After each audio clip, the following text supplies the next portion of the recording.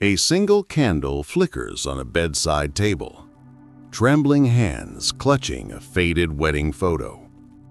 2:47 a.m. Evelyn Harper, 68, sits alone in the dark, the silence so loud it screams. Her fingers trace the empty dent in the mattress where Thomas used to sleep. 42 years of love, gone. Now her bank app flashes $0 Every cent stolen by the man who whispered forever in her ear. But Evelyn isn't crying. She's counting. And tonight, he bleeds. Evelyn Harper had always been the heartbeat of Magnolia Ridge, Texas, a sleepy southern town where pecan trees lined the streets and porch swings creaked like old friends.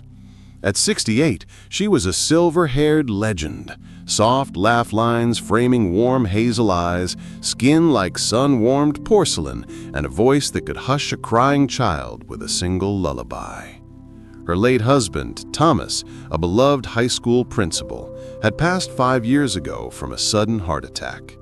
Their 42-year marriage had been a quiet miracle. No children, but a love so deep it filled every corner of their cedar-shingled home on Sycamore Lane. Evelyn and Thomas slow dancing in the kitchen. She laughs as he spins her. "Forever, Ev." She kisses his cheek. "Forever, Tom." The radio plays Unchained Melody. The house still smelled of his aftershave and pipe tobacco. Evelyn kept his recliner untouched, his coffee mug on the counter, his reading glasses folded beside the Bible. Grief had carved hollows under her eyes, but she filled her days with purpose. Morning walks along the river, volunteering at the Magnolia Ridge Public Library, tending her prize-winning rose garden, the one Thomas had built for her on their 25th anniversary. Neighbors called her Mrs. H, the woman who'd lost everything but never her smile. But loneliness is a slow poison. At night, the silence screamed. Evelyn joined a senior grief support group online called Second Dawn. That's where she met Charles Beaumont, a 62-year-old widower from London, profile picture showing a silver fox with kind blue eyes, a salt and pepper beard, and a smile that promised safety. Prince Charming arrives. Their first chat was innocent. Charles said, "Lost my Margaret to cancer. Some nights the house feels too big. Do you ever feel that way?" Evelyn said, "Every night. Thomas left a hole no one can fill. I still set 2 plates at dinner." Within weeks, they were messaging daily. Charles sent poems, handwritten scans of "If I Should Die Before You," and voice notes with a posh British accent that made Evelyn blush like a schoolgirl. He spoke of his import-export business, his sick granddaughter Amelia in hospital, his dream to retire in Texas and build a life with someone who understood. "I see you, Evelyn, not just your beauty, your heart. You're my second chance at love." 6 months in, he proposed via video call, holding a velvet ring box. "Marry me, darling. Let me give you the world you deserve." Evelyn cried. For the first time in years, she felt seen. She mailed him a photo of her in the rose garden, the one Thomas took on their 40th anniversary. The scam unfolds. It started small. Charles said, "Customs seized my shipment of antique clocks. Need $5,000 to release it. I'll repay double, I swear on Amelia's life." Evelyn wired it from her savings, Thomas's life insurance. Then, $12,000 for Amelia's emergency brain surgery. $18,000 for, quote, legal fees to fight the hospital, unquote. $45,000 for a business partner buyout. $28,000 for flight tickets to visit you, never booked. Each time, Charles wept on camera. "You're saving my life, Ev. I love you more than words." Evelyn sold her wedding ring, cashed in Thomas's retirement bonds, pawned her mother's pearls. By month 9, Her accounts were drained. $312,000 gone. Then, silence. Charles's profile vanished. The London address, a vacant lot. The granddaughter, a stock photo. Evelyn sat in her kitchen staring at the bank alert. $0 Her hand shook, not with fear, with rage. Evelyn didn't call the police. She called Detective Laura Ramirez, the same cop who'd solved the Emily Harper case in Willow Creek. She thinks I'm broken. I'm going to use that. Laura, 42, sharp-eyed and no-nonsense, listened as Evelyn laid out every email, every wire transfer, every lie.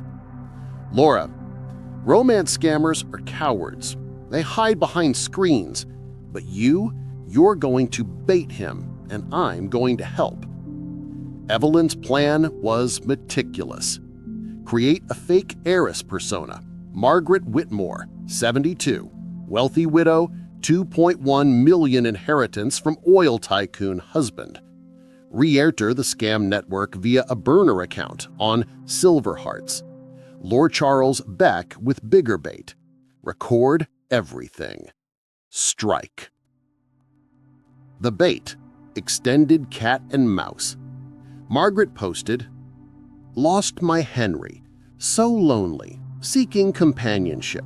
Financially secure. No games. Prefer British gentlemen." Within 48 hours, David Ellington messaged. Same accent, same sob story, same exact phrasing. Evelyn, whispering to Laura, "It's him.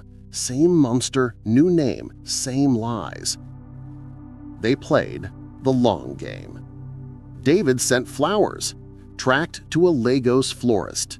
Video calls showed a man in a rented suit, green screen background of a London flat. He asked for $8,000 to fly to Texas. Evelyn sent $500, enough to keep him hooked. He sent a fake passport scan. Evelyn's tech guy traced the IP to Nigeria. David, "Darling, I'm at the airport. Send $2,000 for baggage fees." Evelyn sent $100. He took it. Friday, 7:42 p.m. A black SUV pulls up. Out steps David. 5'6", cheap suit, nervous sweat, cheap cologne. Evelyn, in a blonde wig, designer dress, and trembling hands, greets him at the door. David kisses her cheek. "My love, finally! You're even more beautiful in person." Inside, he signs fake marriage docs, demands the $2.1 million wire. Evelyn stalls. "Let's toast first, to new beginnings." She pours champagne, slips a GPS tracker in his jacket pocket. David raises his glass. "To us forever." Evelyn smiles, cold as ice. "To Payback." As David types the wire instructions on a laptop, the lights cut. Doors lock with a click. Red laser dots appear on his chest. Laura and SWAT storm in. "David Ellington, you're under arrest for wire fraud, identity theft, and conspiracy." He bolts, trips over Evelyn's cane, strategically placed. Face down on marble, he screams, "It was just business! I never meant to hurt her!" Evelyn kneels beside him, voice steady. "You took my forever, now I take yours." David was Victor Adebayo, 34, Lagos-based scammer. Ran a 12-man ring called Golden Widows. Defrauded 47 widows across 6 countries. Total haul, $4.8 million. FBI used Evelyn's recordings to dismantle the network. 11 arrests in Nigeria. $178,000 recovered, including Evelyn's original wedding ring, found in a Lagos pawn shop.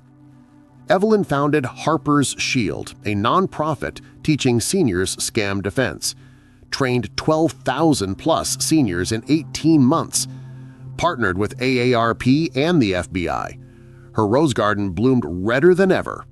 At Thomas's grave, she placed the ring. "I kept our forever, Tom, and I made him pay."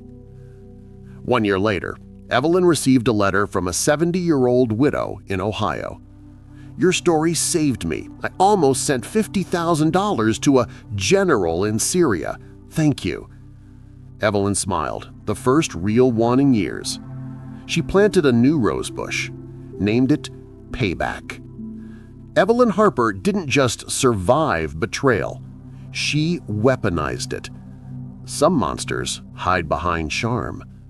Some widows, they become legends.